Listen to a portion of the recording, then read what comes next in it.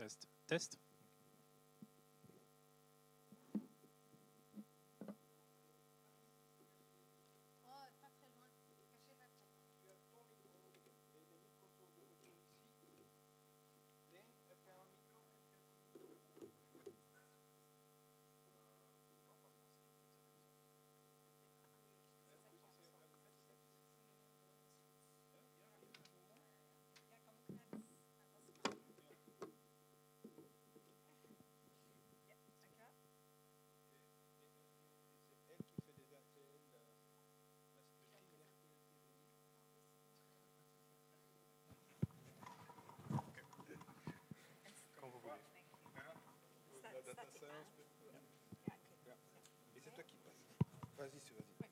Okay, are we ready to start, Mathieu?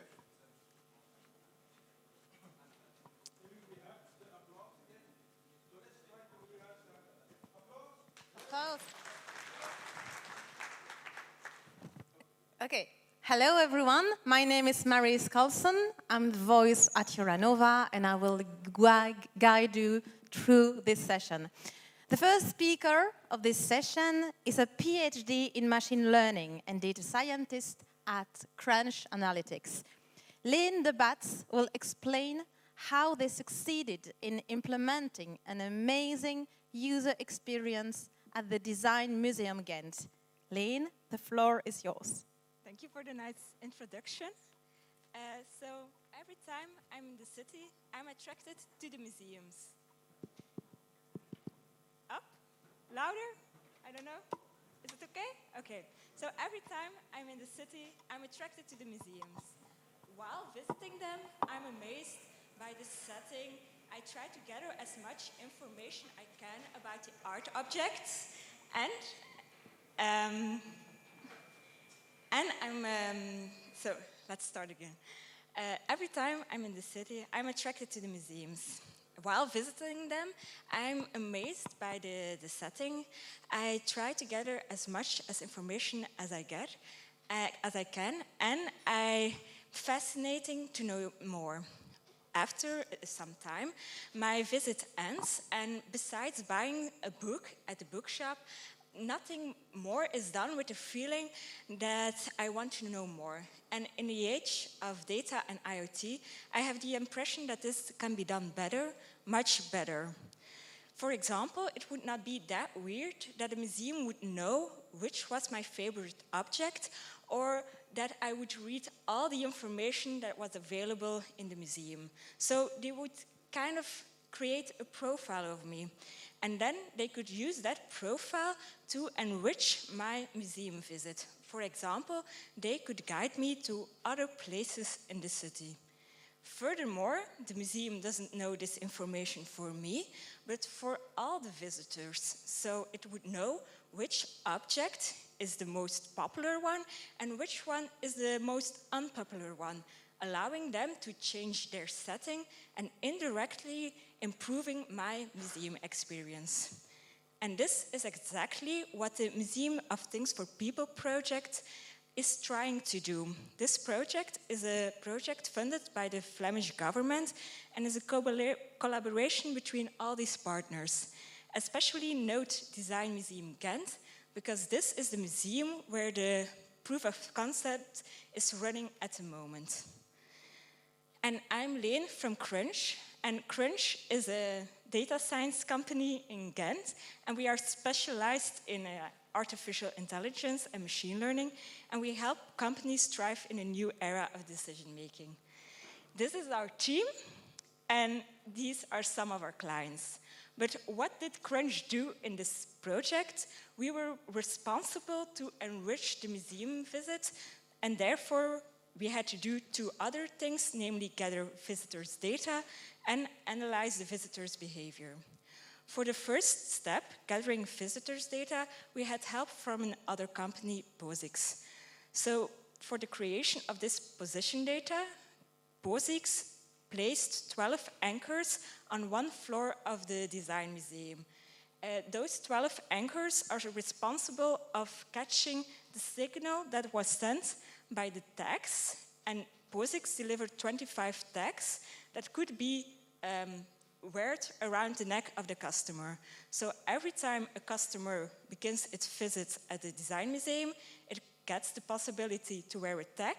And if he enters that floor of the Design Museum, data is gathered in the form of XYZ positions. So this is the data we get. And from this data, we can create a profile. The first thing we can get out of that data is the time and distance that was done on that floor of the museum, and we can compare it to the average distance.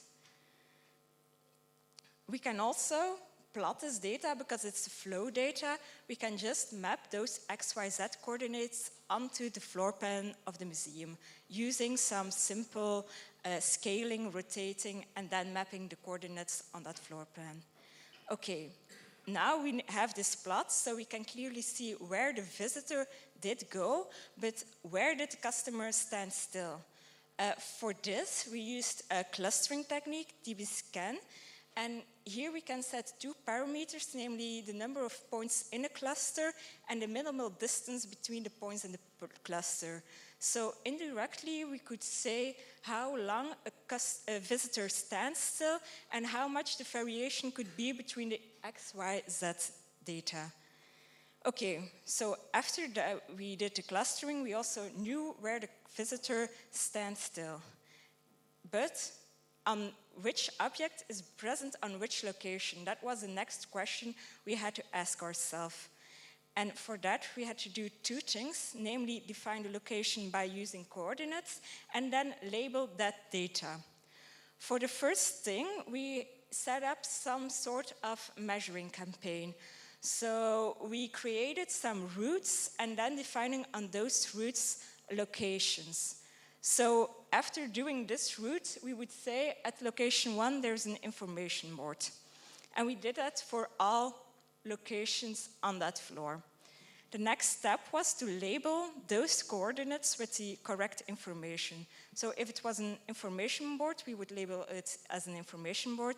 If it would be only one art object, we would just label it with its creator, time period, style, and so on. But however, the Design Museum is not an ordinary museum. If you stand still at one location, you don't see one object, you see a lot of objects. So we had to ask the curators of the museum if they could summarize a location, giving it one main theme, one main time, one main style. And if that was possible, we would use those as label. But of course, sometimes it was not possible, and then we wouldn't label the locations. So some locations didn't have labels. Okay, so to summarize, if a visitor with a tag enters the floor of the museum, which information do we have? So we have the favorite object and the interaction with that object. We have the time and the travel distance on that floor. We have the movement flow, so we know where it did go. And we also have the preference for style or creator, because we know where the visitor did stand still. Those locations has labels, so we know the main interest. And of course, also because we know if the customer stands still a lot or not, we could profile the customer like you read a lot or you move a lot, you want to see the whole picture, so we can profile the visitor. Okay, and then the next step, of course, having that profile is use that profile to enrich the museum visits. And one suggestion in the project was to guide the visitor to other places in the city. Therefore, we had to look at other data sets, publicly available data sets, and 3 came to our mind. The first one was Uit en Vlaanderen, that contains conferences, expositions, those things.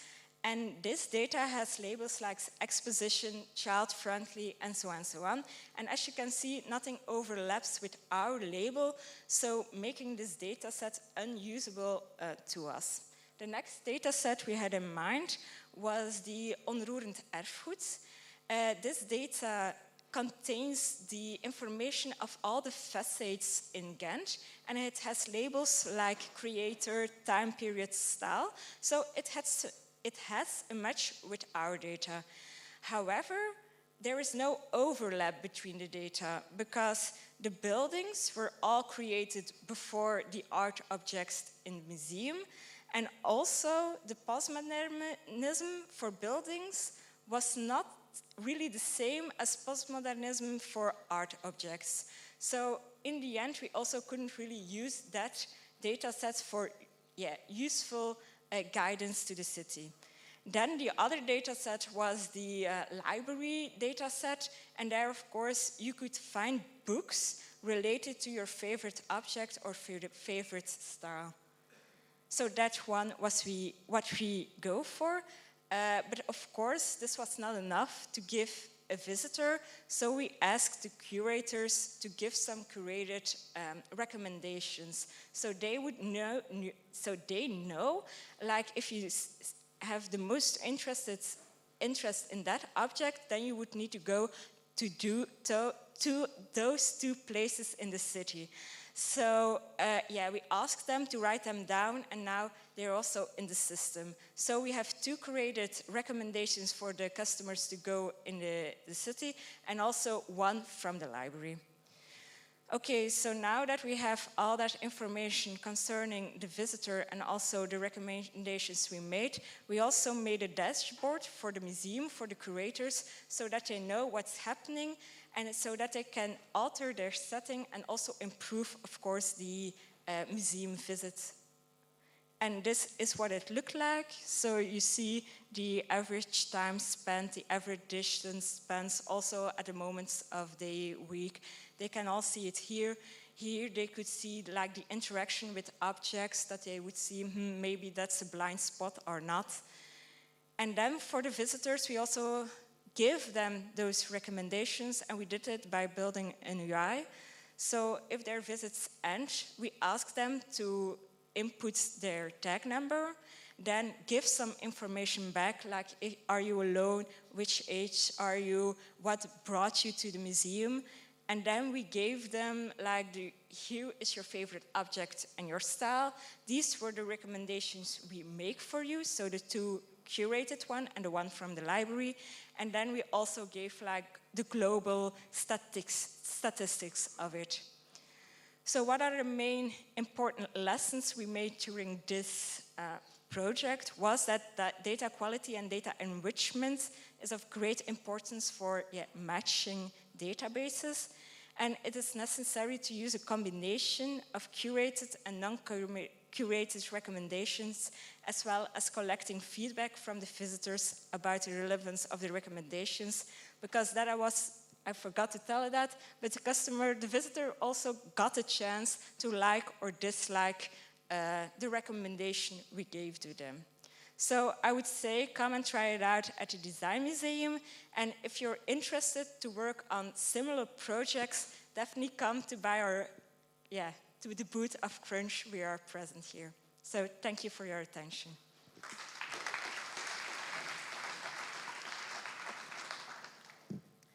Thank you, Lynn. I'm sure that now we are all curious to visit the museum and the beautiful city of Ghent.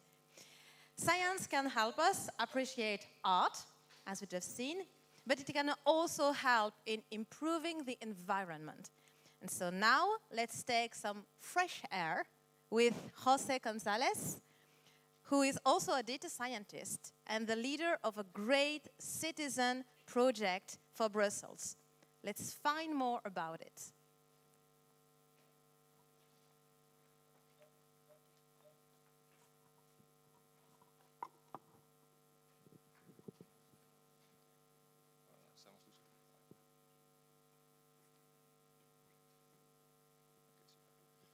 Thank you very much. It's a great honor to be here for you. It's a topic which is quite worrying for me. I live in this city with my children, and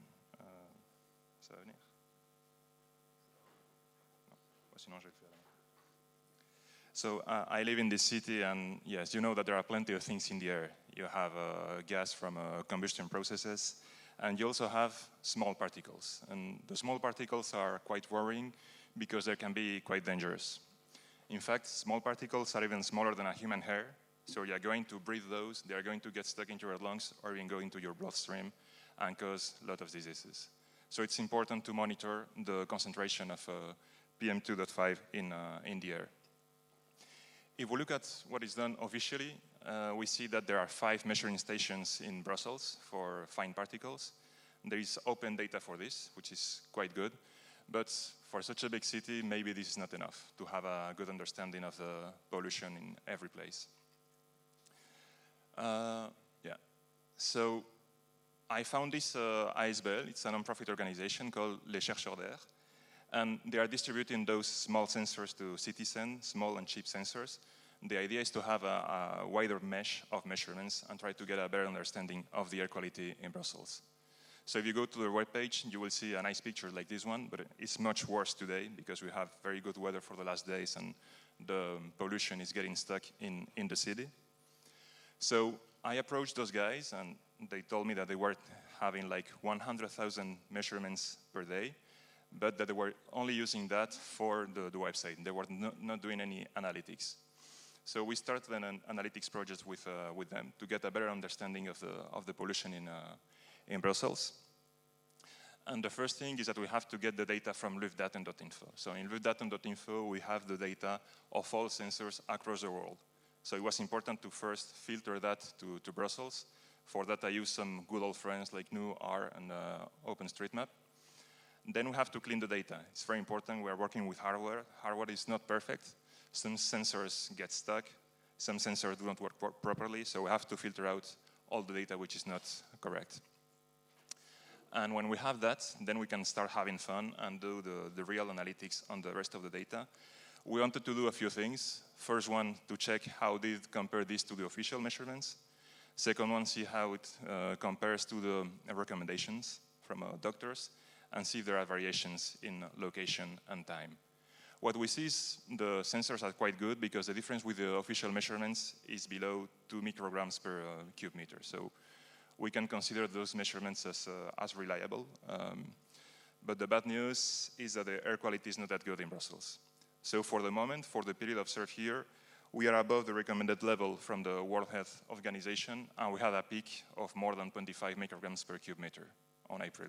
And maybe today we will reach that limit as well. We see that there are differences from one location to another.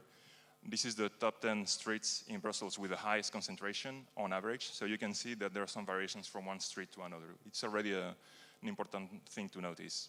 There are also variations in time. You see it can be quite flat, but at some points we can reach peaks, such as the one in the 8th of April, which was subject to a public alert from the authorities.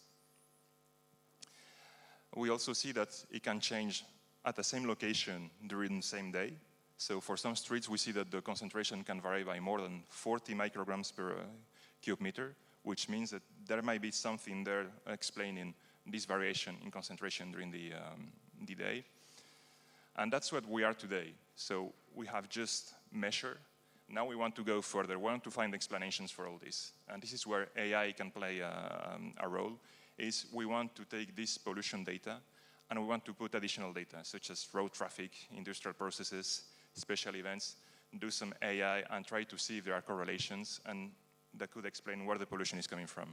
Because if we understand where it's coming from, then we can take effective measures to fight against the air pollution. So there are challenges because obtaining data, it's not always easy. Data might not be available or being expensive. We don't have the processing power. For the moment, this is running on a small laptop, so we might need to move somewhere else. And yeah, that's where we are today. This is fully a volunteer project run by citizens, so any support from other data scientists, from people with data is more than welcome. Thank you very much.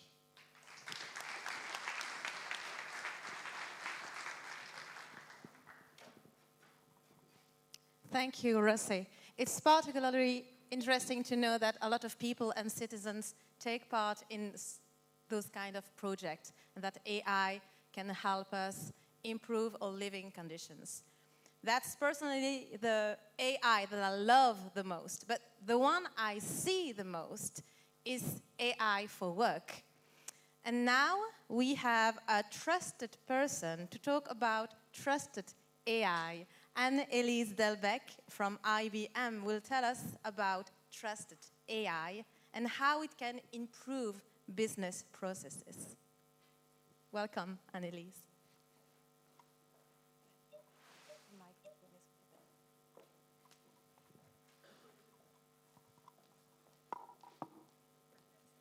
Thank you. Yeah, so good morning, everyone. I'm Elise. I'm Data Science Leader Europe at IBM. Now, today, I would like to introduce you to Anna. Anna, she's working at a lending organization where she's leading the team that is responsible for the loan approvals.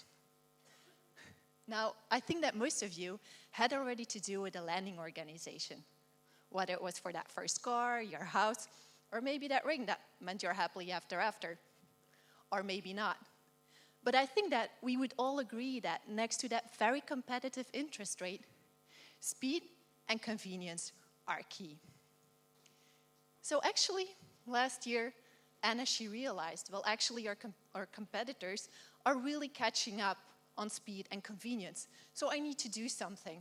And she started doing some research, and she found out that actually rules driven by AI were actually way more agile and more precise than her rule-based system that was driven by humans at that moment. She actually even calculated that on average, they were having now 5 days to approve a loan. It would actually go to a couple of seconds for a small amount and actually a couple of hours for larger amounts. Now, she realizes, good, AI, I will need some data science skills. But Anna, they don't have a data scientist in her company, so she goes to her preferred business partner. And let me show you the application that they came up with.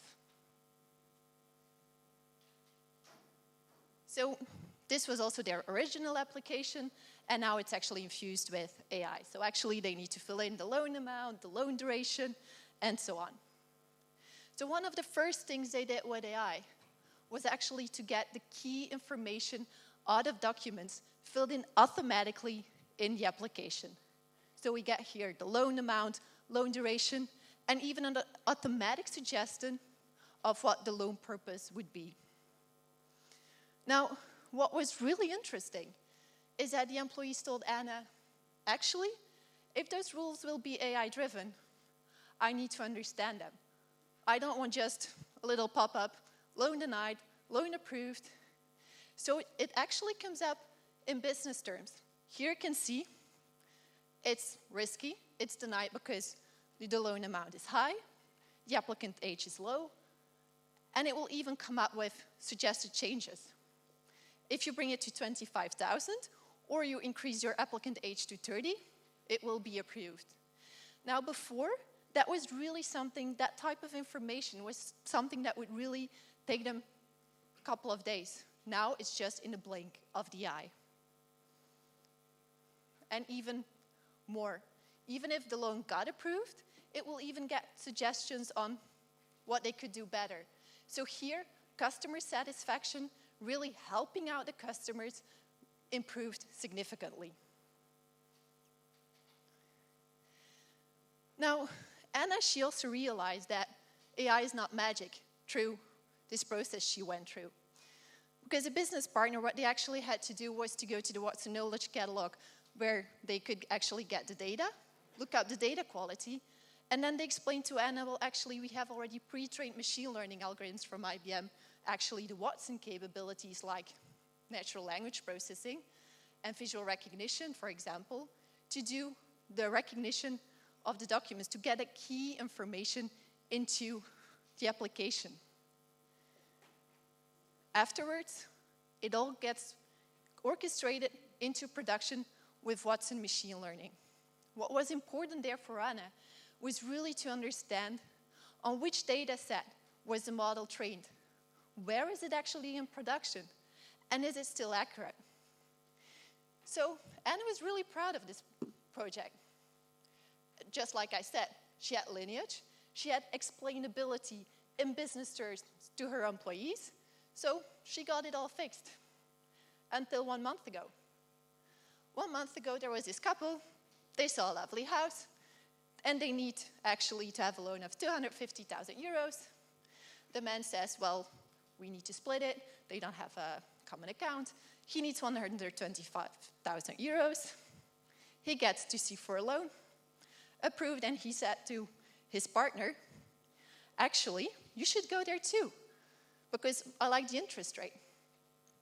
So that evening, she goes on the application. Exactly, she even earns more. Loan denied. Okay, I think we all understand that there is a small fairness problem here, right?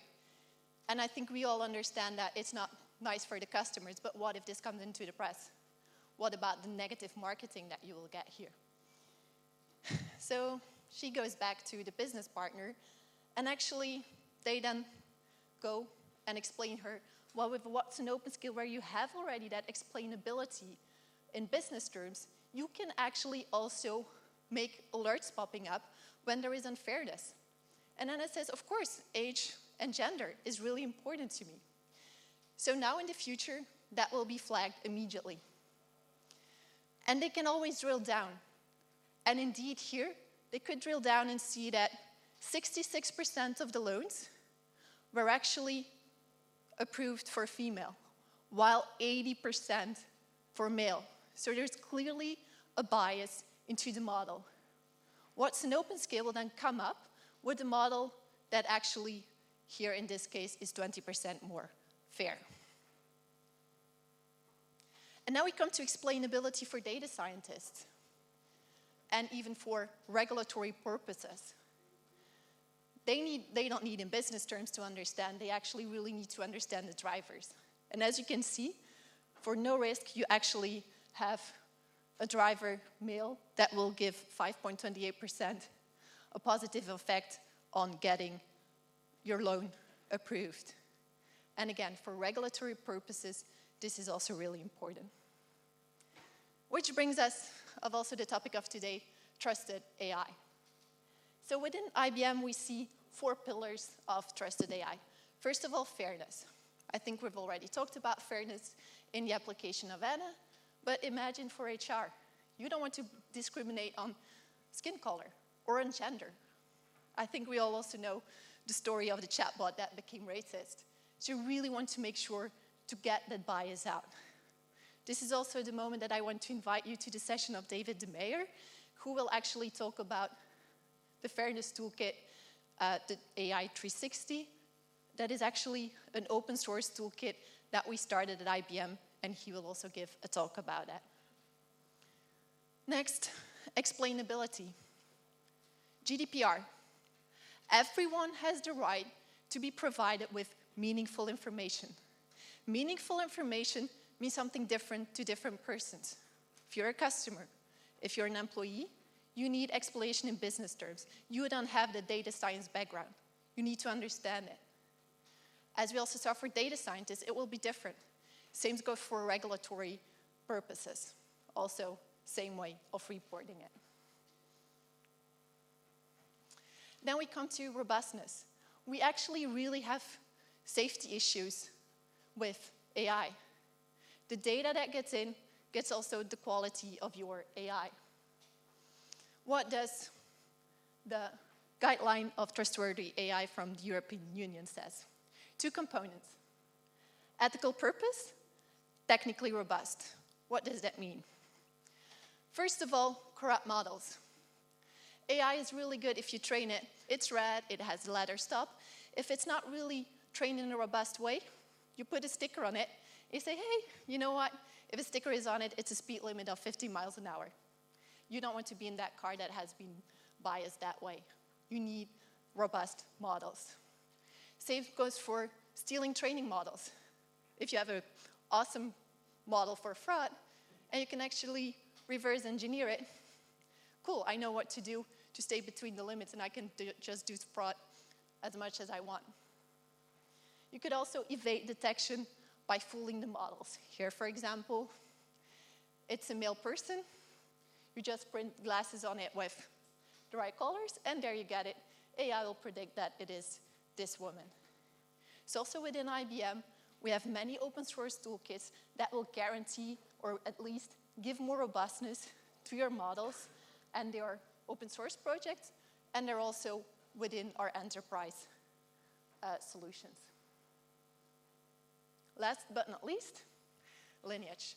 I think we talked already about it with Anna. Knowing on which data set your model was trained, knowing where it is in production, knowing whether it's still accurate is really important. You need to know that to be able to adhere to trusted AI. Now, I really hope I sparked a little bit your interest. So as said, I already invite you to go to the session of David de Meyer of BrainJar.ai. And then I also invite you to Stefan van den Borre, my colleague at IBM, who will actually go more into detail around ethics in AI. Maybe the machines might need some help. So with that, thank you very much. Have a nice day. And last but not least, don't hesitate to reach out to us at the booth to have more explanations or explain your case that you would like to have more information on. Thank you very much.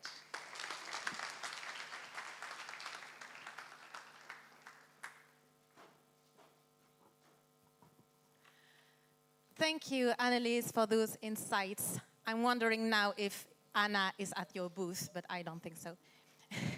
Trusted AI is definitely the upgraded version of AI for our business. But what about our daily lives? Do we always want to know what comes next? No surprise effect? What do you think about that? It could be useful, but not always. So let's welcome warmly Wannes Rosiers. I hope I'm not too mispronouncing your name, from Essent.be, who will talk about that human behavior at the age of AI. Good morning. My name is Wannes Rosiers. I'm data officer at Essent Belgium.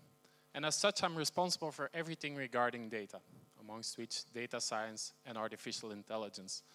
But today, I won't be talking business. May 7, 2018 is probably a day that none of you remember. But for me, it's a day that defines me and which has shaped my vision on artificial intelligence. Because on that day, the light went out. My girlfriend had a cerebral hemorrhage. At one moment, she was talking to me. 15 minutes later, she had a last reaction by squeezing my hand. It was a malformation in her arteries of her brain that started bleeding. Probably was there since her 4th year. Why it happened on that day, we don't know. But the possibility was there every single day. And maybe we could have known in advance, because if you look to the possibilities of AI with medical images, someone could have built an image recognition algorithm, and then it's just up to us humans to start taking images from every single one of us on a regular basis and having the human intervention being replaced or assisted by a machine-generated automated insight. But to my opinion, you should always ask yourself the question, do you really want to know? Because in this case, the only possible action was a surgery trying to prevent the artery of erupting, with a very high risk of causing the cerebral hemorrhage during the surgery. So if you would have known, it's choosing between a ticking time bomb or a very high-risk moment in time. But May 7, 2018 is very memorable for something else as well. Because on that day, my girlfriend was 6 months pregnant of our 2nd child. And on that day, the light went on. I had to decide to get my daughter out, and all went well. And with all the intelligence out there, it's impressive to see what people and doctors can do with a child of about 1 kilogram. For 2 months long, she was surrounded by the best cares possible. And I don't know how much machine assistance the carekeepers had, but at all moments in time, they took the correct decision. And it's impressive to see how fast she's learning. Crawling, brabbling, rolling all entirely new skills of which it never heard. Every single one as important and as new as the other one. And you try to stimulate her on every aspect, setting goals to crawl to, giving examples to talk. But the learning path isn't as easy for everyone. If you see how hard it is to learn to walk again, to learn to talk again, in my head that compares to the easiness or the low effort to train a neural network and get an accuracy of 80%, or trying to retrain that model and increase its performance by a single 2%. And you can argue, you can check with yourself, is it really worth the effort? Because, to my opinion, perfection does not exist. You will never reach that 100% accurate model. And in my work, I will always choose having multiple use cases in production over increasing the performance of that one model by a single 2%. Although in real life, you could argue whether a skill like communication is worth all the effort being focused on one item. And the last lesson I want to share is that, to my opinion, everything we do should move us forward. That means that you should not do AI for AI. And you have to go beyond proof of concepts. And you have to define follow-up actions of your model. But stay within the scope of this summit. Use it wisely. Be ethical and be transparent on what you're doing. Because you need to convince your customer that you add value by doing so. That means that you should not start thinking from yourself, from your own point of view, but you should start thinking from your customer point of view. And think on how AI can help them and not yourself. Thank you very much.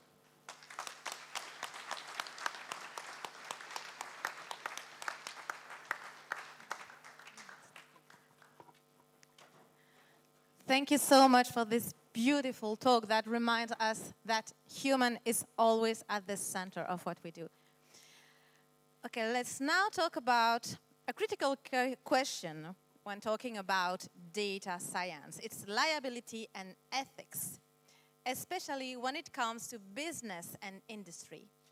Ethics and liability are the two hobby horses of Omina Technologies. And the CEO, Rachel Alexander, will explain us why.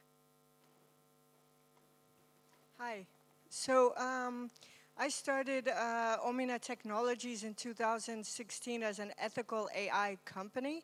And at that time, I was just going around explaining what is AI, that we weren't building robots, and what is ethical AI. And then the one good thing to come out of the election in the US was that people started to understand a little bit more about the dangers of non-ethical AI. And then I would say that there was a period of time ushered in, I would call it like the bullshit of AI. Everyone was going around just saying, basically bullshit. And now I really have the feeling that people are cutting through the cliches.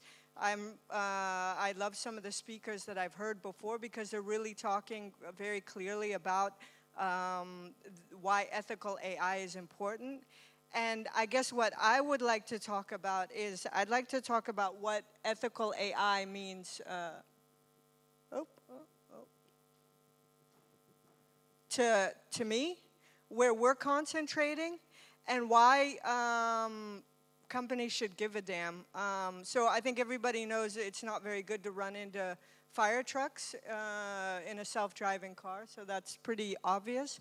But if you look at, for instance, explainability and accountability, I like to use the example of like the companies in the US who are hiring and firing based on artificial intelligence algorithms, and the danger that you might have that in a couple years that they start, let's say, firing all the fat people in your company, and you can't really explain why. You don't really understand what it's doing. So for us, what we're concentrating on is we're concentrating on explainability and accountability and not implementing black box AI. And of course, I think everybody is kind of on board with the privacy and ethical treatment of data. But the question is, how do you do that? I think that it's not as easy as it sounds to implement explainable AI, and all the companies in Belgium who are right now implementing artificial intelligence solutions, they need to think about a sort of audit mechanism from the get-go. So they have to absolutely start implementing algorithms, even though the regulation is not there yet. I would encourage everybody to already start thinking about how am I going to audit my algorithm over time. And so how we are doing that within Omina Technologies is that we're using a sort of hybrid AI solution. We're combining symbolic and sub-symbolic AI so that you can, at different moments in time, you can actually click on a button and see how your AI algorithm has evolved. And, well, I don't want to, I want to keep it kind of short and sweet because I know we're going a little bit beyond time. I want to say that companies implementing AI in a black box, non-transparent way, they're adding liability and risk to their customers. So everybody needs to think long and hard about how they can do this in the best possible way for the people that they're implementing AI. Thank you very much.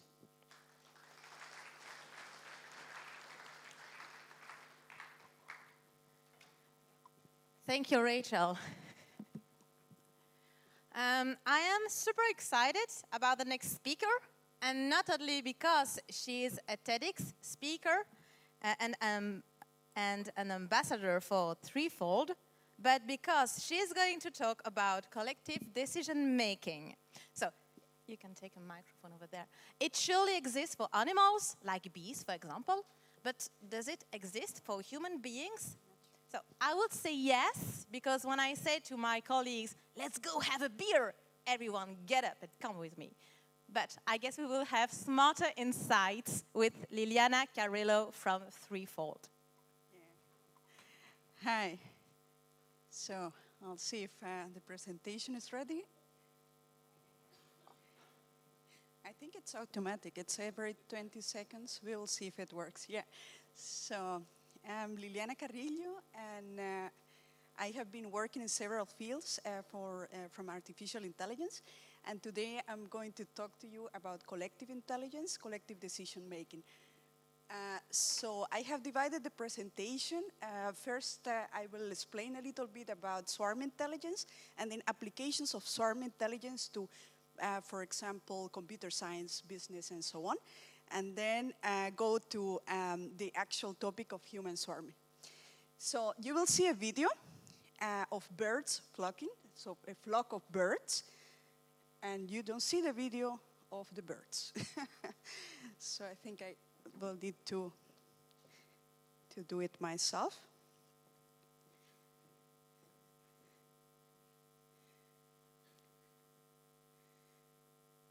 Okay. It's not working. But in any case, what you were going to see here was a collective behavior emerging from the intelligence and collaboration of individual birds, right?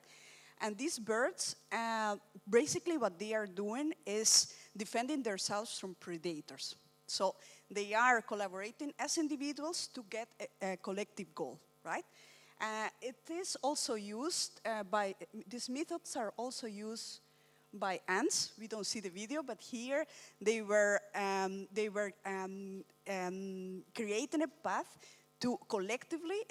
to send food, to bring the food to the nest, right?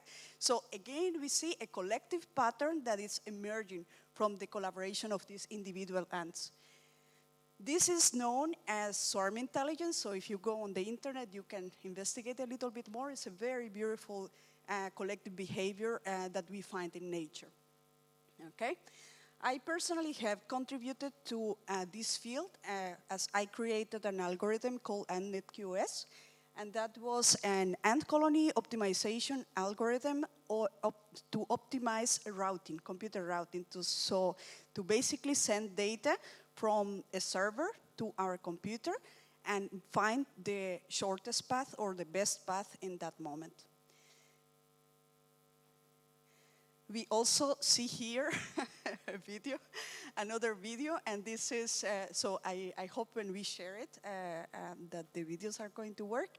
So here there was a video of robots, iRobots, foot robots, and hand robots collaborating to reach a goal. And the goal was to find a book and just move it. That was a very simple goal.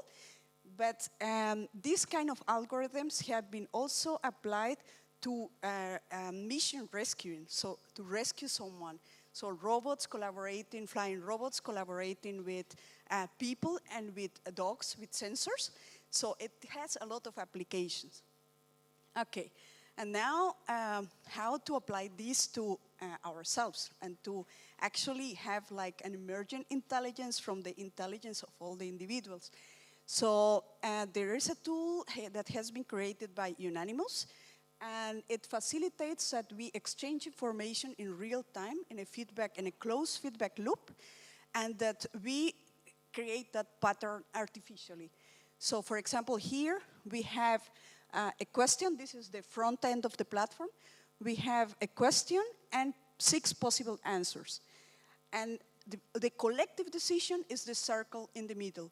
This will, again, like if the next video would work, you would see basically that the circle is moving constantly. So this is the interface that we would all see as individuals, but we would have like a magnet that is pulling the answer from one side to the other till we get to a collective decision. So basically, artificially, we are creating a collective answer. It has outperformed already, like if you go deeper into that research, it has outperformed already voting system, polls, surveys, and it has made wonderful predictions, like for example, the Oscars, the winner of the Oscars has been also perfectly predicted. And basically what we create is an artificial expert on top of the individual knowledge. Okay? And how can we use it for business? We can, for example, take marketing decisions, right? We can also, like if you are working on agile project management, you can also prioritize your backlog and decide what items to implement in the next sprint. You can also use it for HR. You have 5 candidates, for example, then your team can choose who is the next person to join the team, and then there is also team satisfaction. You can also use it, for example, to measure the happiness of the group if there is a new CEO, for example. And in general, what we get is a joint intelligence of the whole team, right? And so my invitation is to actually keep I'm pretty sure you hire a lot of, or you have very smart colleagues, and or you have been hiring very smart people. So actually to keep them in the center, to keep them in the loop of artificial intelligence. So, and enjoy being human. Okay, thank you.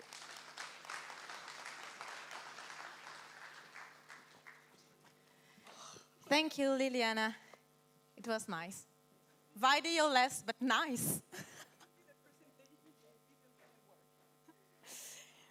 Okay, let's talk about another great topic. You and me, us, but not really us, in fact, our digital twin. We produce an amazing amount of data every day that defines our digital twin. But who is in this room can be perfectly sure that he or she masters this data-driven twin. Christoph Kopp from PwC will give us some precious insights to keep the ownership of our digital soul. Christoph, we already thank you for that. Okay.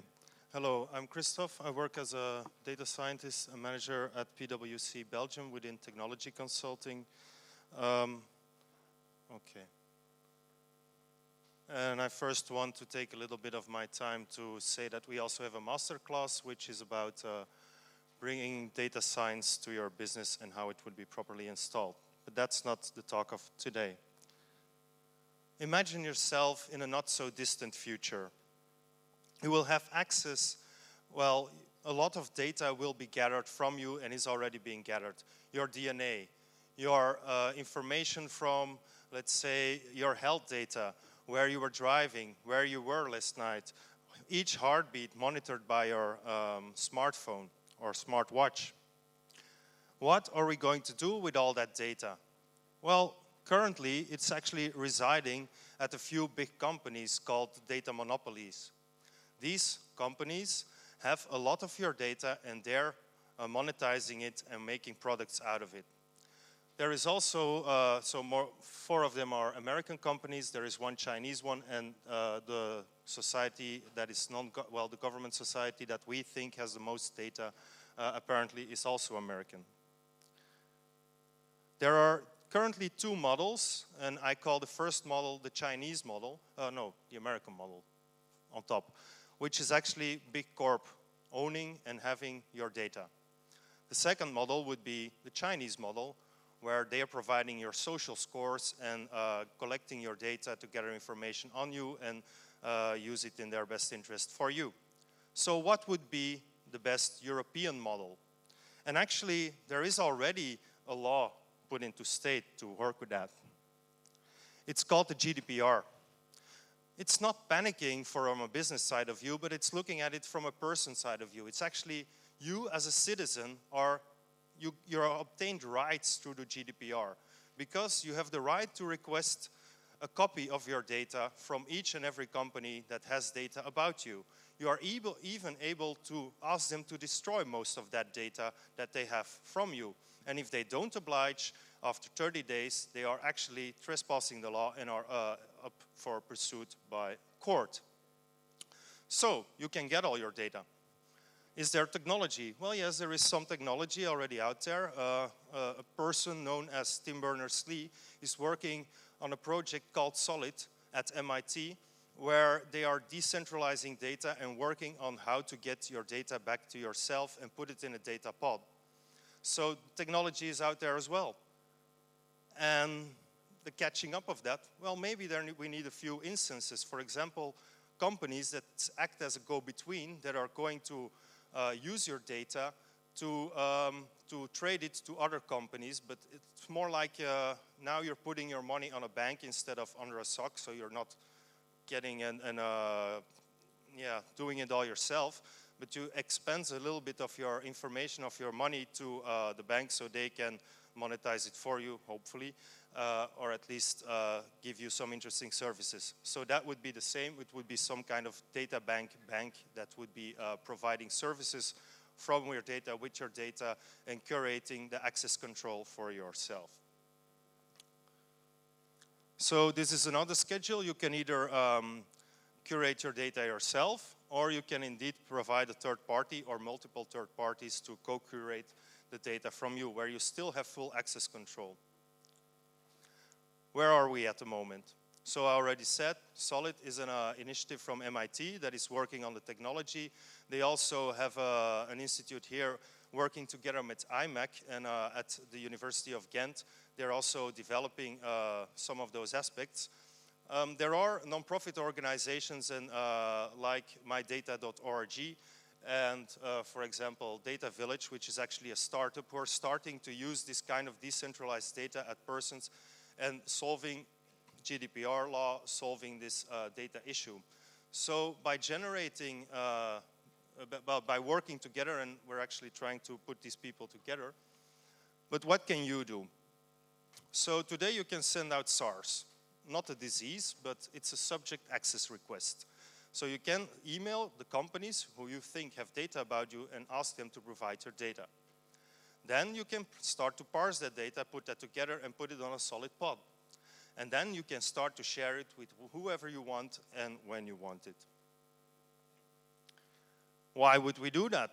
Well, privacy, that's one reason. You get back control of what you can share and what you want to keep for yourself. breaking data monopolies? Well, it does create a level playing field for startups because they can request you for their data and they don't have to go through the companies to get your data now. So it will be opening new markets. Access, yes, access improves for everybody. Money, you can start monetizing your data. GDPR solved, and the once principle is solved as well. The once principle is a principle being installed across Europe at the moment, and it will be obligatory in a few years' time, where you, as a citizen, only need to provide your information once to any kind of government service, and then they should not be requested again. So they should then all have access to it. Well, if you have your data, you just, with your EID or with another matter, just know that they have the access key and get to that data. But for me, it's all about the data.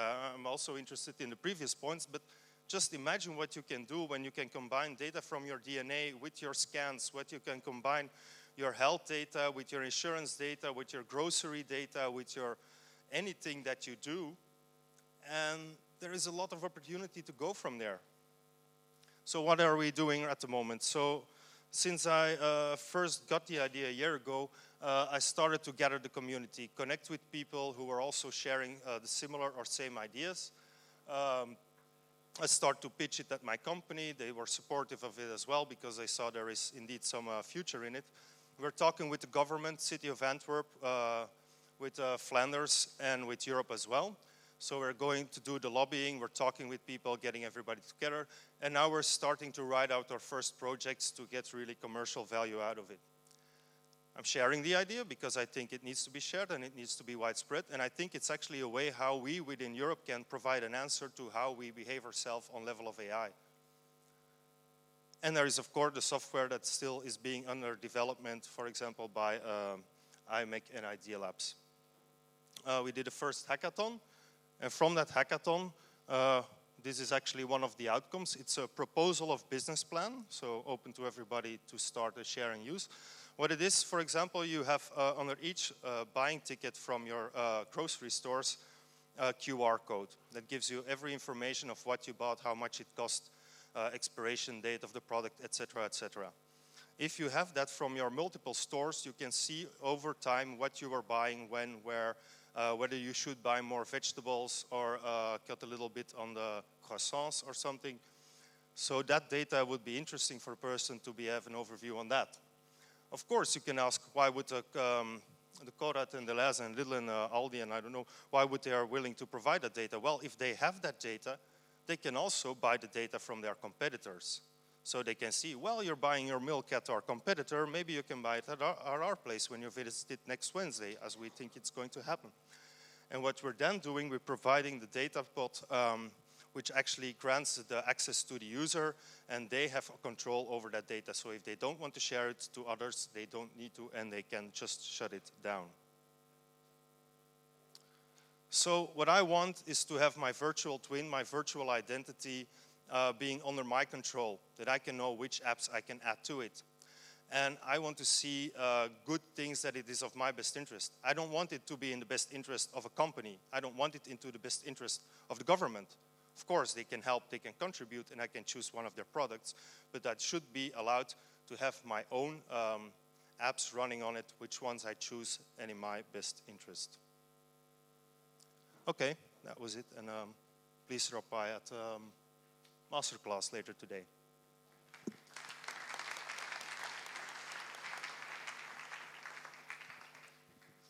Thank you, Christoph. Very interesting talk. Well, now is the time for Jan van Looy from ML6 to present a project named Hermes. I have no spoiler on this talk. It will be a full surprise for us, but I'm sure that it will rock, given the fact that ML6 has a great expertise in machine learning. So the floor is yours.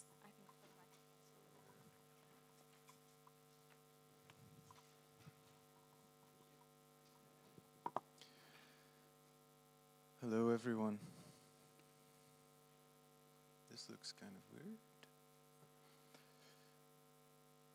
Okay, there I am.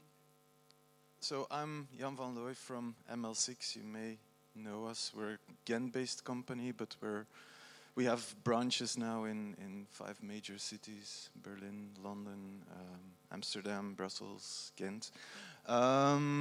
But today I'm not here to talk about ML6. I'm here to talk a project I've been working on. My official title is Project Delivery Manager, but I was actually also the data scientist on this project.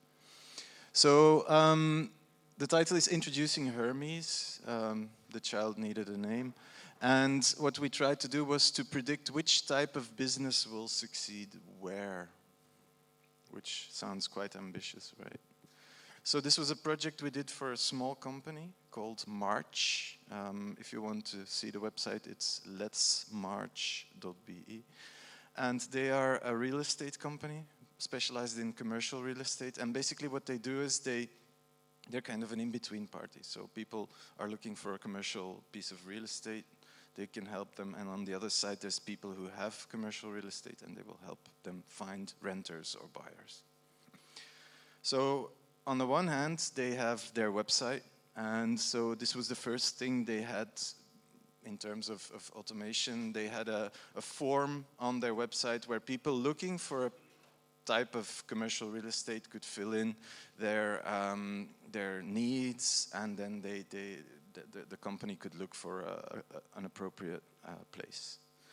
However, what they also wanted to do, and there's even a bigger market there, people who own a building or are building or planning to build a piece of real estate, and they are looking for renters.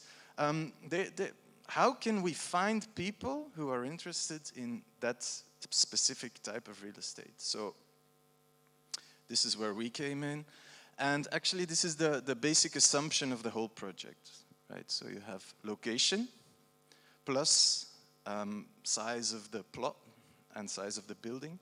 And that should predict which type of activity, which type of company would be interested in the place, and also whether they would be successful there as well. And actually, this is what we set out to do. It's a big assumption. It hadn't been done, as far as I know. So this is Flanders. Actually, this is just a plot of all the branches, all the businesses in Flanders. So it gives you, there's some weird spots, like blank spots. This is Brussels, but that's just because it's not in the data set. So what did we do? Basically, we collected a lot of open data. There's a lot available, also commercially. Also on commerce. So basically, we collected data on all the branches of all the companies located in Flanders. We collected data on all the companies behind those branches. We collected data on all the municipalities. We linked all those. We collected data on all the activities these companies actually carried out on these different locations. And we linked them all in one big data set, around 800,000 lines, rows of data, activities, that is. And then we tried to predict which, if there was a new building being opened or vacated, say a shop that fails or a new office building, can we predict what will enter there? And basically, we developed we did a lot of feature engineering. So we had around 30, 40 features and as I said, 800,000 data points. And we developed also we developed an XGBoost model. So XGBoost was the model we used. Actually, decision trees worked a lot better than neural networks, but I don't have time to go into that. If you want more details, come talk to me afterwards.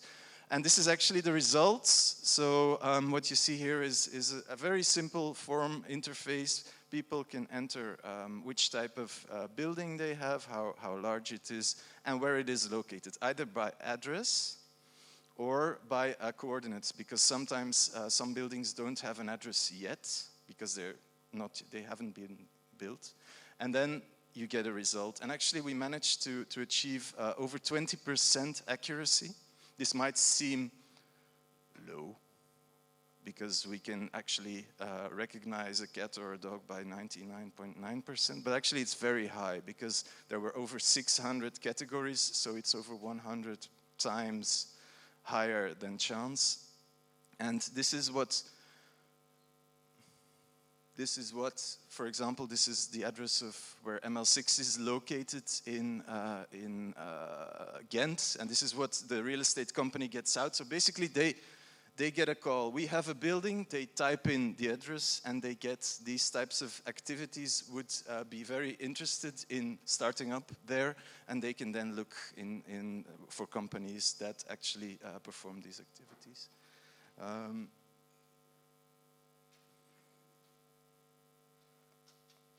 And it's working. That's great. Thank you, Olivier. So yeah, we're ML6. As I said, we're located in Ghent, and we do crazy projects. So if you're interested in joining us, we have a lot of vacancies. Visit our come talk. Let's try to get that right. Yeah. So come talk to me after this presentation, or visit our website. There's a few vacancies there. Also in Berlin, Amsterdam. Let us know. Thank you.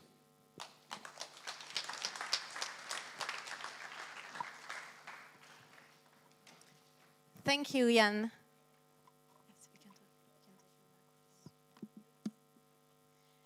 Okay, well, being the daughter of a speech therapist, I am super interested in the next talk. Justine Watour will talk about using AI to enhance the relevance of cochlear implants. I wish you all to end up very old, very rippled, very deaf, and so I push you to be very interested in this new talk. Thank you for the introduction. So I'm interested in hearing loss, cochlear implant, and AI. My talk is about programming cochlear implants with artificial intelligence.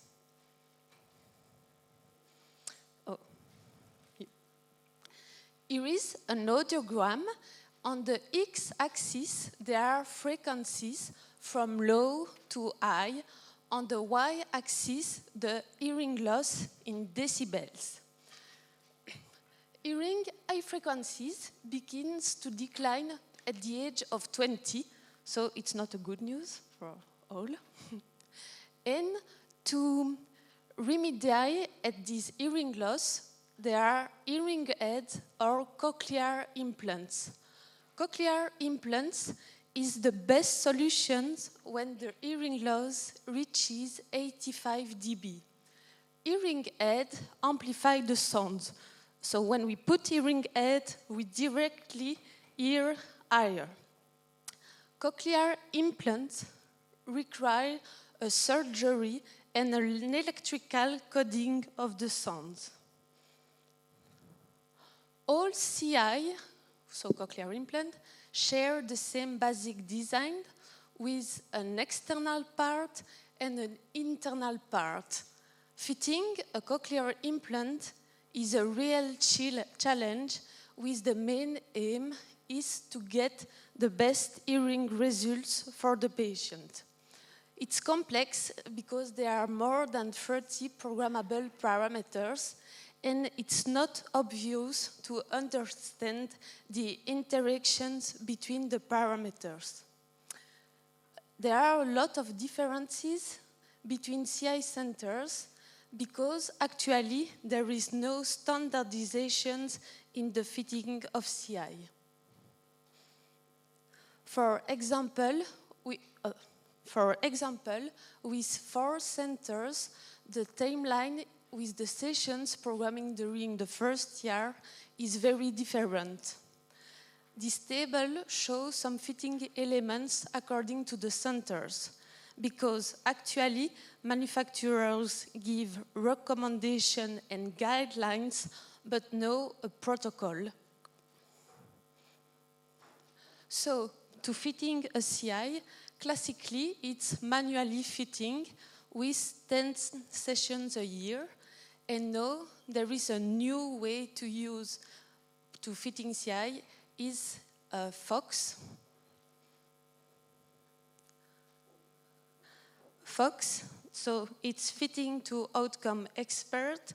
It's an intelligent agent to assist in the fitting of CI processor. It's an outcome-driven and computer-assisted approach. CI fitting is based on measurable outcomes like pure tone audiometry, speech audiometry, phonemic discrimination, and loudness scaling curves from the battery A's and targets. The way of working of Fox is comparable to a navigation system like a GPS, because the GPS knows the position of the car and the target to reach. Then it generates 1 million of possible routes, and it calculates its cost in terms of time distance for each trip. That's what Fox does with the measure from ACE. Fox calculates millions of maps, and for each map, it will calculate how the map will lead faster the patient to the best hearing results. This is the timeline with the evolution of Fox. First, there is Fox first generation. So Fox first generation use deterministic logic. Fox received the result of test with a specific map. If the patient doesn't reach targets, the performance is judged suboptimal.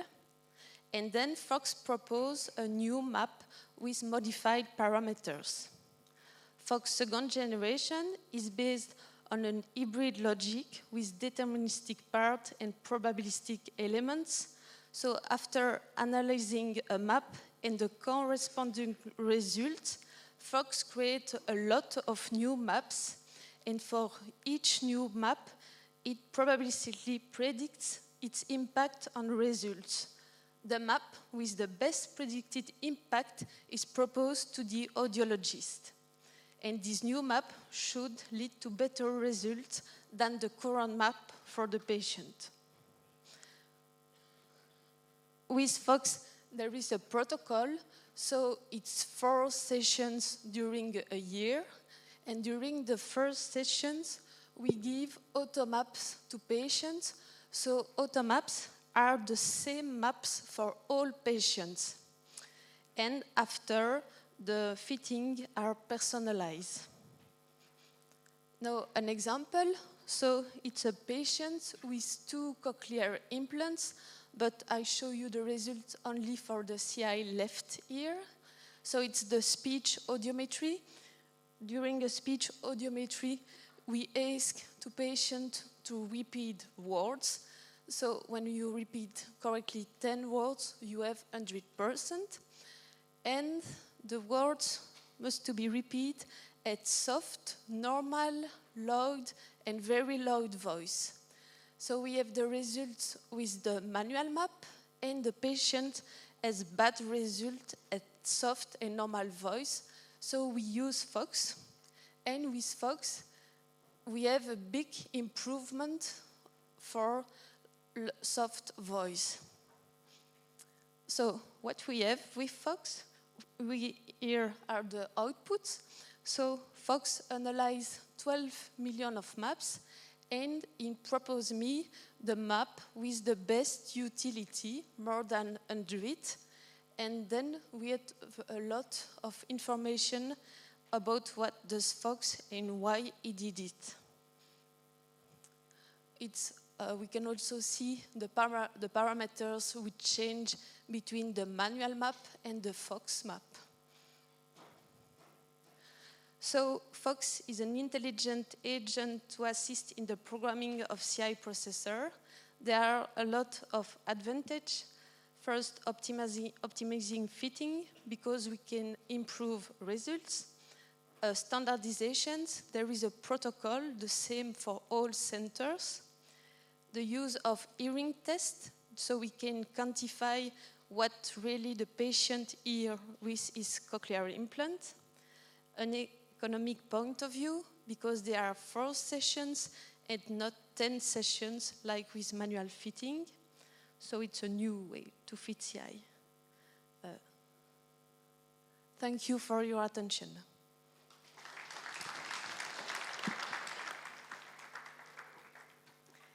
Thank you, Justine.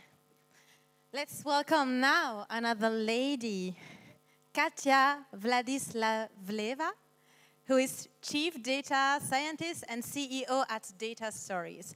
She will tell us that, yes, artificial intelligence does work, and yes, data analytics do bring returns on investment. Let's get ready for a great return on experience. From Katya. Thank you so much. I love being here. So I'm Katya Vladislavleva. When I just saw the announcement and the first poster of this summit, I sent a message to Philippe and I said, Philippe, that's me on the poster. You have a woman with a ponytail doing AI for humans. And here is my photo from 2016 of a woman with a ponytail doing AI for humans. This is us, we need to speak. So that's why I'm here. They let me in. We are Data Stories, and I guess I would like to tell a little bit about us. So we are a small company of 20 people who want to make the world better together in Belgium, Turnhout. So we were founded in 2011. It's a long time ago, 8 years ago, and we have been always focusing on industrial applications of data science and machine learning. Before it was data science, high-performance computing.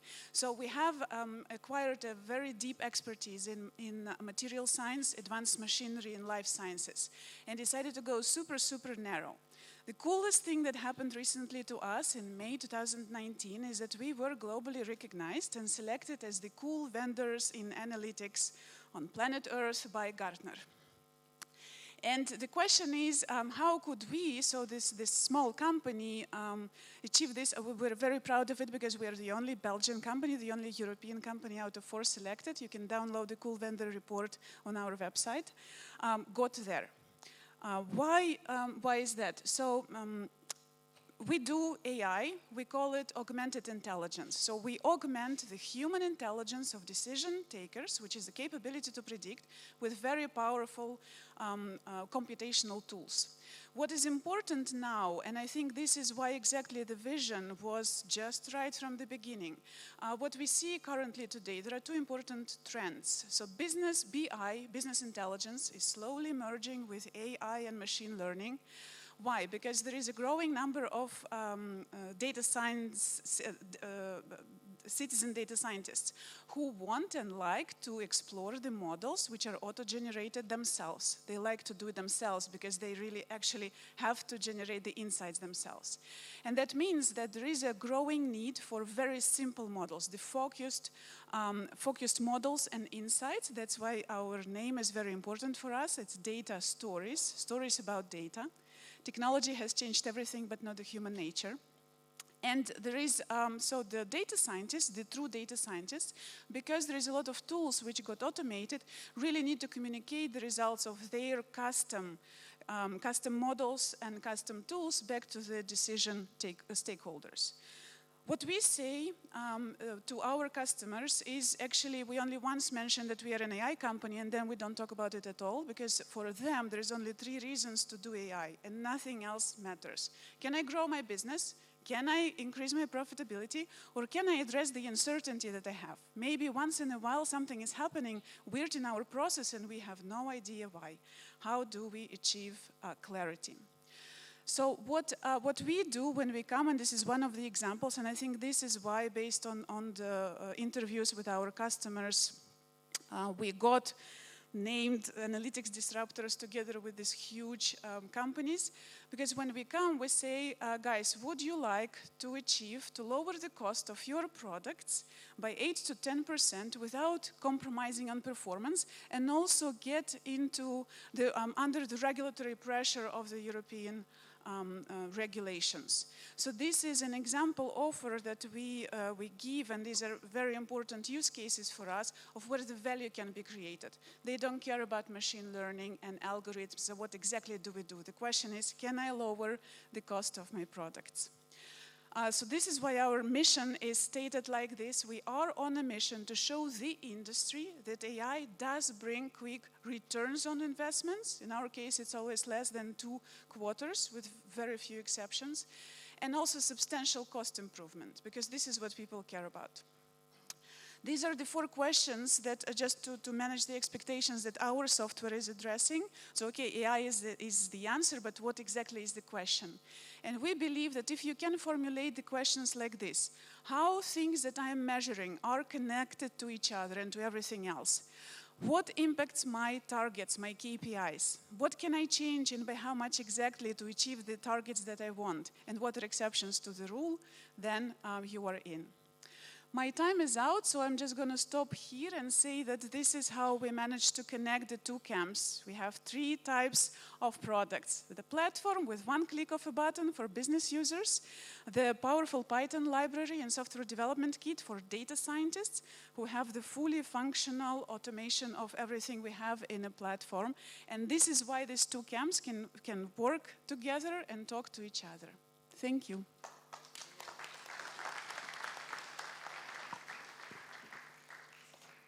Thank you, Katja.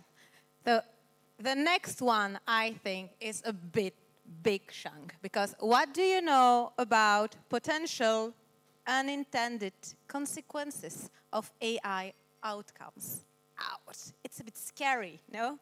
So I hope that our next speaker will ease our mind about that matter. So let's welcome David Brunil from Accenture, who will talk about responsible AI.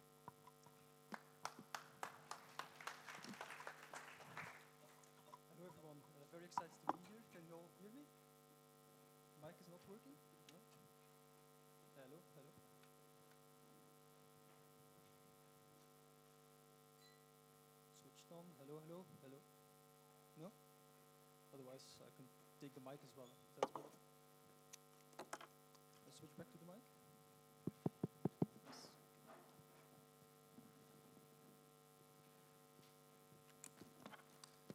Good. So we have the technical issues out of the way. I'm David Brunil. I'm going to talk to you about responsible AI in a human plus machine society. I'm very excited to be here today and hope you're as well. Just give the clicker. Good. So, in today's post-digital era that we're evolving in, what we're seeing is that United States, China, Europe are investing heavily and continue to invest heavily in artificial intelligence. To give you some perspective, in 2017 there was about $15 billion invested in AI startups, out of which Europe only presented 8%, unfortunately, so we still have a bit of catching up to do. And we see that data is becoming more and more valuable, a valuable asset for people, for institutions that either have good or bad intentions with them. And it's just that data which is very important. And it's the data that also these institutions and those superpowers are having different opinions on how that should be treated. Because data, in essence, if you combine it with technology, if you combine it with artificial intelligence, has tremendous potential on achieving breakthrough things in human life. It's about achievements in, oh, sorry, I see there are some elements that are not popping up, but achievements in healthcare, achievements in the way we manage our Earth's products, and how do we do that sustainable. And it's also helping us to reduce child illiteracy, increasing the life expectancy of people. So a lot of advancements where data and artificial intelligence can help humanity and society. So in this post-digital era, we're evolving towards a society which is going to be a human plus machine society. And that human plus machine society, if you combine the power of data and the power of algorithms, and we do that in a collaborative way with humans, there's a lot of potential economical and societal potential benefits that can come out of this. And that's also something that we've identified as part of a global survey that we've done together with SAS, with Forbes and with Intel. where we asked global executives about how they see the world evolving with AI. And their feedback was, well, actually, 60% believes that the adoption of AI is necessary to remain competitive and have a competitive advantage in this digital age. On the flip side, we have 45% of our executives that responded that said, well, actually, I don't understand enough about unintended consequences to apply artificial intelligence at scale. And why is that? Why are they kind of so afraid to or hesitant to apply it at scale? Because basically they capture also these messages in social media and the media coverage. If you take this example, a couple of years ago, if you would type in Google gorilla, you would get pictures from black people. This was picked up by the media, and there was a huge media coverage, and Google was tagged as you're discriminating people. And they had to have a publicly they had to respond to this and apologize. Another example is Uber. A couple of years ago, there was a deadly car accident with an Uber self-driving car. Again, was picked up massively by the media. But if you think about it, an autonomous vehicle is much safer compared to vehicles being operated by humans. Still, there is a lack of trust in society about actually having these autonomous vehicles in our life. Another example is Amazon. Amazon spent 2 years building an AI recruitment tool that would facilitate the automated processing of CVs, so basically automate their hiring process. 2 years, and they had to scrap it because it was discriminating for women. And why was it discriminating? Well, if you know that 60 to 80% of the people working in big tech companies are white and male, then the algorithm is going to learn on that data and say, well, if tomorrow I have a female and a male for the same position, I'm going to prefer the male employee. Again, huge media coverage on what happened here. But actually, what Amazon did was very good. Because what the media didn't cover is that it was not used in production. It was just in testing phase. But that wasn't covered in the media. It's just the sensational part that got the media attention. And that's what companies, organizations make it hesitant to apply AI at scale, because they're afraid of the unintended consequences, afraid of the reputational and the brand damage that it can have when it's picked up by social media. Another example is teachers that got fired by an algorithm. A couple of years ago in Washington, D.C., teachers got evaluated by an AI algorithm based on a test that their children took, a mathematics and language test, and the AI algorithm would actually measure the effectiveness of the teacher. And so the AI would decide, you're a good teacher, you're a bad teacher. And if the teachers ask, okay, but why is that? They couldn't explain. And the parents of Sarah was one of the teachers, one out of 100 teachers that got fired. When the parents said, but this is impossible because Sarah is a very good teacher, the district could not reply with an answer. So there was a complete lack of trust because it was not explained why someone was a good or a bad teacher. And it's exactly this trust which is crucial. Picture yourself as the person falling down. So you have the risk of falling down and hitting your head, maybe having a head injury. You need to trust a person that's going to catch you. What are the values, the norms? What do you want that person to be? When would you trust that person to catch you? If you think about this as a team building activity. Why would you trust that person? What if that person tomorrow is not a person, but is a machine? You would expect the same thing. You would want to trust that machine to actually catch you. And what are the values, the norms, the ethical elements you need to think about that you need to integrate, embed in this machine to be able to catch you? So what does it take to trust? Look, we at Accenture we look at trust in this framework, this equation, but different organizations have different perspectives. But what we believe when we develop for our clients AI solutions that are responsible, we think about this trust equation. So it is about being trustworthy, check for bias, check for measurement and social bias. In the example of the teacher, what happened? The algorithm evaluated based on a mathematical and language test if a teacher is effective. Now, what the algorithm doesn't measure is that one child maybe has some family issues, financial difficulties, is being bullied at school, but all of this can have an impact on the test which is being performed. It doesn't mean that when a kid is bullied at school, he does a bad test, that this is the fault of the teacher. That's what they forgot to look at. So measure for social bias. Reliable. Avoid moral outsourcing, which is actually shifting the blame of an unintended consequence from the human to the machine. Again, this is what happened with the example of Sarah who got fired. When they asked, why am I being scored as a bad teacher? They said, we don't know. It's the algorithm that decided. It's very complex to explain. Understandable. They wanted to understand why the decision was taken. So make sure when you develop a solution that developers can explain it, but more importantly, that people, normal people, business people can understand what your AI is going to do. What's the added value? What's the benefit it's going to bring? Secure. Make sure that, different example, if you're wearing a Fitbit or an Apple Watch, and tomorrow someone decides all the data which is being collected from that, I'm going to sell that to an insurance company, and the insurance company has that insight into my lifestyle and then going to use that data for actually changing the price I need to pay for an insurance without your consent, would you want to do that? So make sure that data is protected, that you respect the privacy of the data. And the last element, which is teachable, most important thing, build AI solutions from a human-centric perspective. Do it with the human plus machine society in mind, where you co-create, where you learn from each other, where you continue to evolve and improve. Now, how do we do this practically at Accenture? One of the elements we look at, one element is technology, but it goes further than that. It's really looking at it more interdisciplinary. So we have a tool called the Algorithmic Impact Assessment, where we're going to measure the bias in the data, we're going to measure the issues in the model, and we'll present out of that kind of insights that can then be discussed with the business to see what are the modifications or adaptations in the data that would need to be made to make it more fair.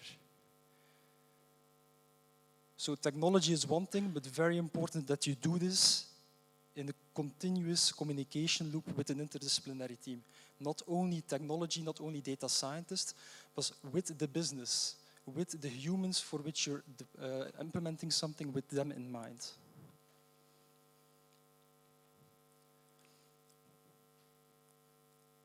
One of the elements, key takeaways for today is, well, there's a dark side to this, so you can decide to all neglect what these ethics is all about building responsible AI solutions with a human-centric mindset, and just develop AI solutions that can impact people and decide about their lives.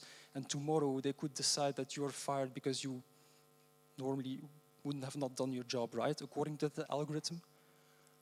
Or you can think critically about developing AI solutions, think about the trust equation, what are the values and norms and the ethics that I want to infuse in AI that I'm going to develop tomorrow.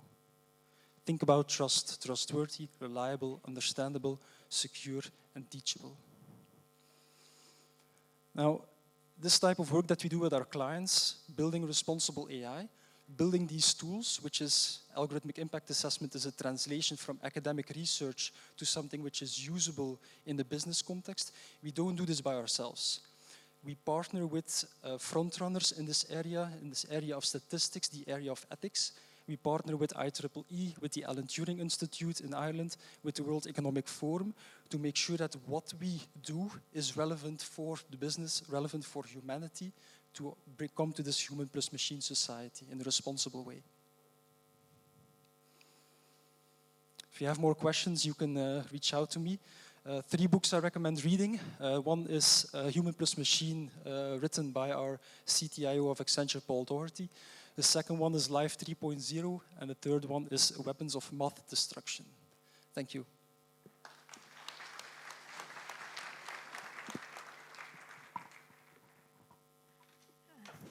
Thank you.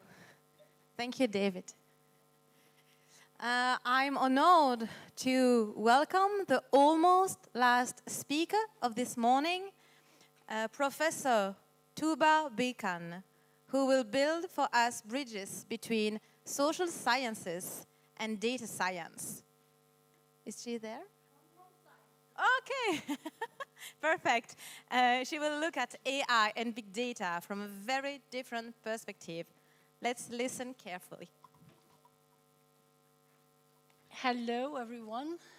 To be honest, I'm a bit nervous, although I'm very much used to do presentations. My audience are usually sociology students or political science students, so I do not have a lot of opportunity to talk to tech people, so I'm very excited about that. And in fact, my presentation builds upon on the previous one. You'll see a lot of points where they overlap, because today I would like to draw your attention to not the human aspect only, but also the social sciences. So how do I see the difference between that? Let me see if this works.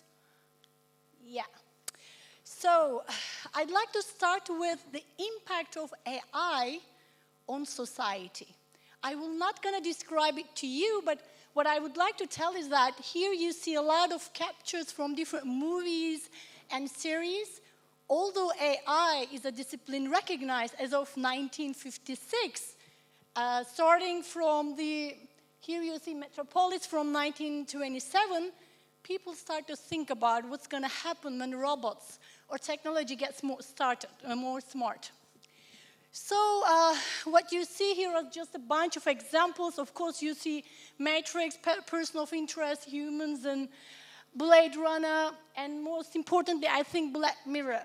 The thing that they have in common is not about the technological development within the AI and the machine learning technologies, but they all talk about what will be the reflections on society, and not only the overall public, on our very daily personal lives. So I get a quote from Elon Musk. First, I started with the Hawkins, but they all say the same thing. You know, yes, one of the questions that we have is, what's going to happen when AI gets smarter than us? But on the other hand, we also know that there is a threat. But I'd like to question if we really know that, if there is a threat, or if we can really work together. So what can we do? We do know that AI contributes a lot into all types of sciences. And what can social science, or generally social sciences, pay in return? What can we do for AI? First of all, as you also listened in the previous presentations, it's extremely important to think about the human aspect. Not only about the impact on people, but also about the human aspect who are working daily with AI and machine learning techniques and who are really touching big data. So how can we take account of the social implications of the AI?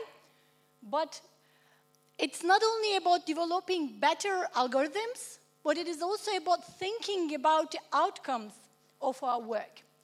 So what I will say is this is a paper, one of the few who's really talking about the role of social sciences for AI, but I do expect a lot in the coming years. And I would like to draw your attention to two parts. First of all, okay, so AI tries to use a good explanation.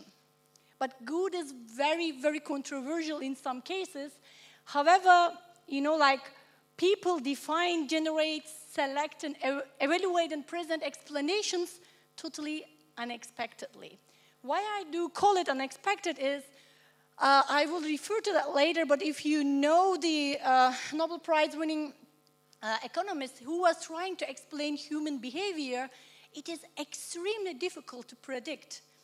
So I try to make a very short list about where social sciences can really help AI, because we really would like to have an AI which is unbiased, fair, ethical, and safe.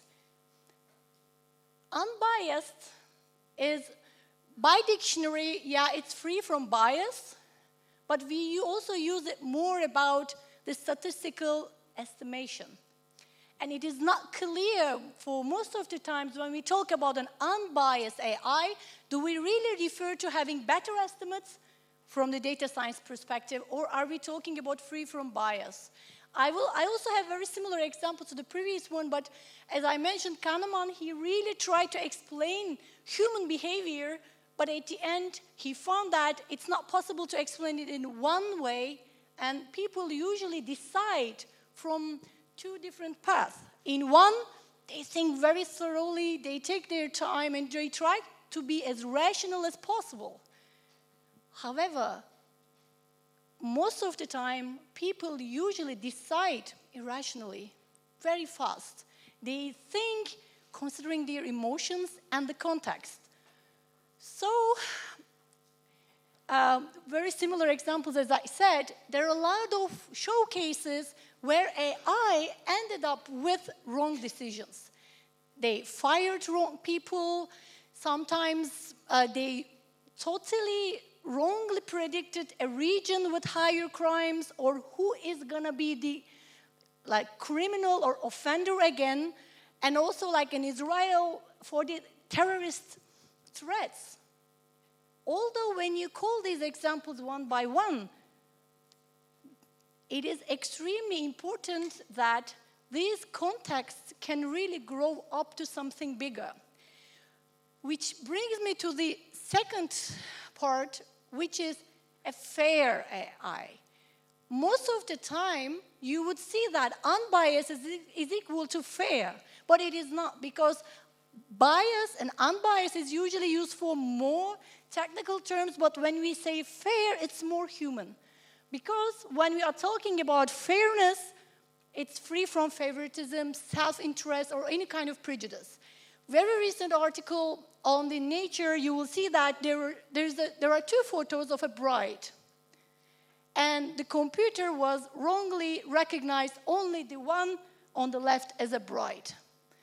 So AI cannot recognize cultural differences unless we introduce them to it. And ethical, I will not talk very deeply on that because I think there are other presentations as well, but I would like to draw your attention to the point that this list is constructed by 52 experts which were gathered by the EU.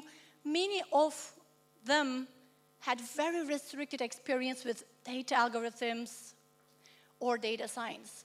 These people are the ones who decide who is going to own the data, how you can analyze your data. My point here is that when we are talking about the ethics, it is usually the policymakers and the legal people who decide how is AI can be ethical. However, they have very restricted contact with the people who are really developing the algorithms and writing the codes. Human agency, technical robustness, privacy data and governance is the only one that I will mention because they would like to know your data and your code, but for the sake of privacy of other people. But then the question arises when the coder, when you write your script or syntax, isn't it your privacy to keep it? Or do you really need to share whatever you developed? And finally, a safe AI. Here I would like to give you an example. In 2015, one of the largest NGOs had a very specific program where they used remote sensing and analyzed satellite images to find the best spots to develop humanitarian aid in Syria. At the end, they were extremely successful, which led them being able to track every single refugee on the route. Although, if I tell you the story from the perspective of humanitarian aid, it was very successful, but it was also very dangerous for people who are on the way and who are living in a threat of not being accepted or being tracked very simply. So when you are talking about safe, I do not only talk about the privacy and the security, I'm also talking about the safety of the implications for whom. When you're talking about someone who was killed accidentally by a car without a driver, who is responsible for that?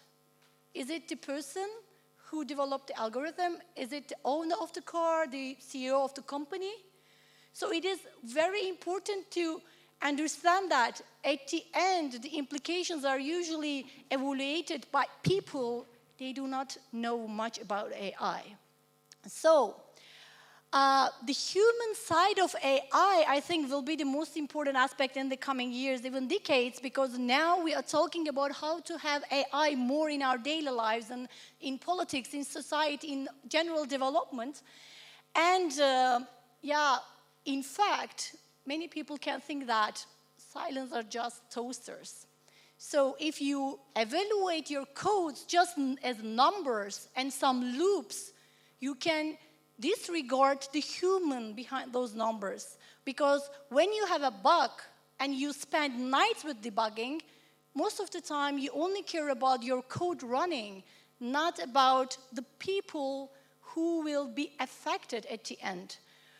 So the main difference that I would like to emphasize is AI is a data-driven approach. So it only decides on what data is available, and we decide them which data to use. However, social sciences really think about the construct of the social beings. So, yeah, the happiness, responsibility, loyalty, such things are very human and very difficult to work and explain with numerics. And finally, in order to align with human allies, AI really needs a perspective from the social sciences as well. And my final question, which is very difficult to answer, how can AI understand human values when ourselves cannot really? Thank you very much.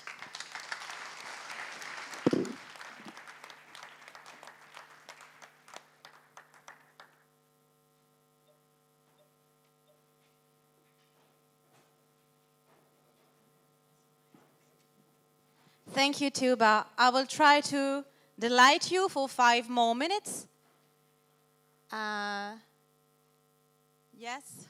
Yes, that's it. And thank you for to all the speakers of this morning's session, and thank you, Philip, for hosting such a great event.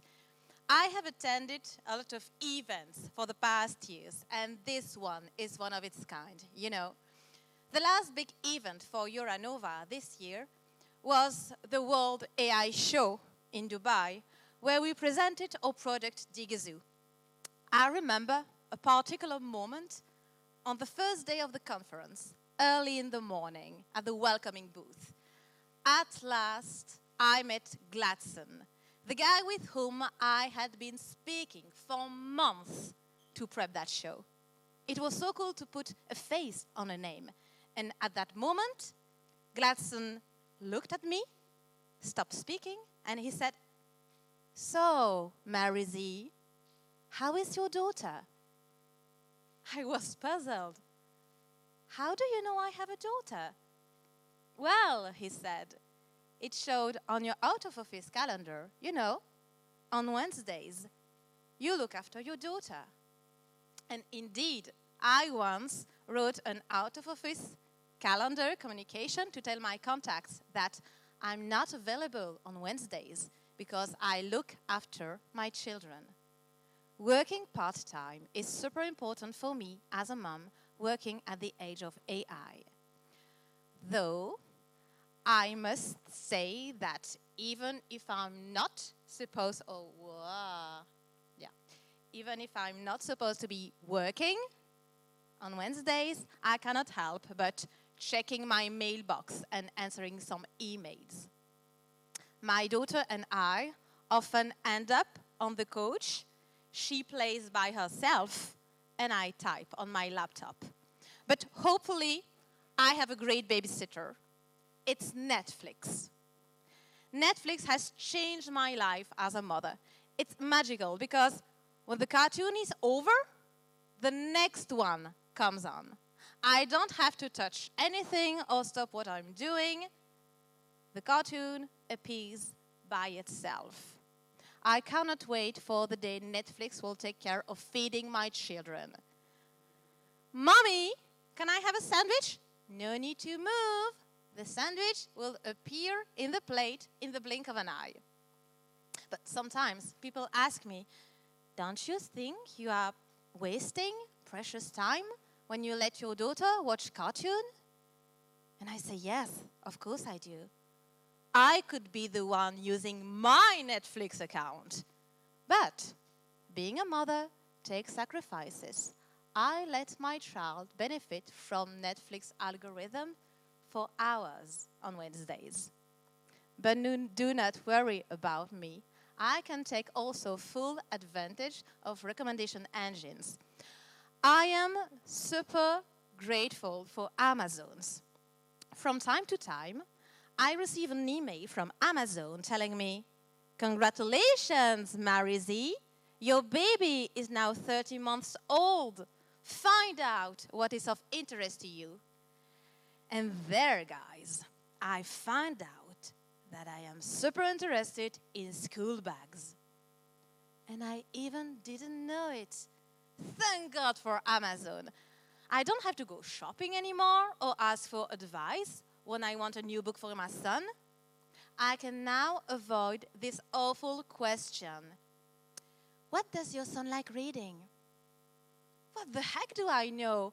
He loves my last order on Amazon, so please, just give me the choice of a similar buyer.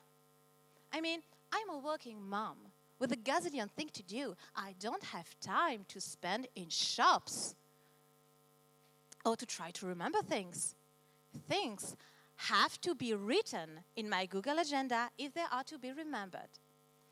Last month, I forgot about my niece's birthdays. So the day after, I called my sister to apologize. And I said to her, "Please, put your daughter on Facebook. Because Facebook always reminds me about birthdays that I'm about to forget." And anyway, there are so many children on social networks these days.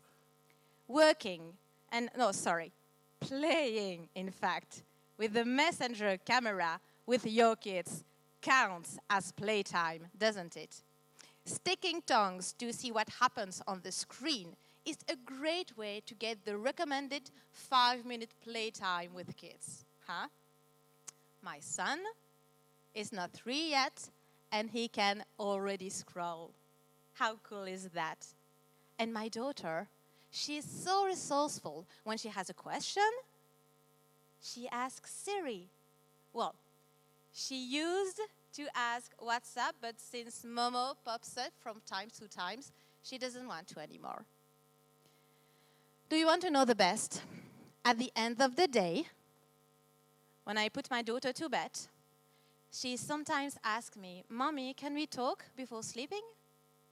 And at that moment, I grab my smartphone because it has that amazing feature that your smartphone should have to, and that's the most important feature for human beings at the age of AI. It's airplane mode. Airplane mode is my firewall to keep me away from being a shitty mom. AI is convenient for working moms and dads, that's for sure. But we shouldn't go too far. It's super useful to help us on operational and annoying tasks, but it can't do anything about feelings and emotions. We have to deal with ours and teach our kids to deal with theirs. This is the biggest part of education that will never be handled by technology as well as by us, with our love, our words, our time, and our human touch. That's the first thing. The second thing is we have to understand AI to master its power. Human beings will always need their statistical intuition, linguistic skills, emotional intelligence, and contextual knowledge to take the best of technology, be aware of the risks and the opportunities. To sum up, in front of AI, we all have the choice to be a shitty person or to be a better human being. And acting as a better human being is acting with a deeper understanding. Thank you for your attention. Excellent. Thank you very much. So that was it this morning. We were so lucky to have Maryse leading us through this second block. You did a wonderful job, Maryse. Thank you very much. Give her another applause because she's another, she's not only the voice of Euronova, she becomes the voice of the DI Summit now. So thank you very much. So before you go, I just one more thing. 650 people downloaded the app for the moment, so that's very good. On the app, you can vote for the startups of the year and the scale-ups of the year. It's on the first screen, and it's called Poll. You just push on Poll, and then you can select your favorite startup, your favorite personality, and your favorite scale-up. Yeah? Please do that. We have already more than 150 people who have voted, but if we want to make it work at the end of the day, we need at least 400 votes. Thank you very much.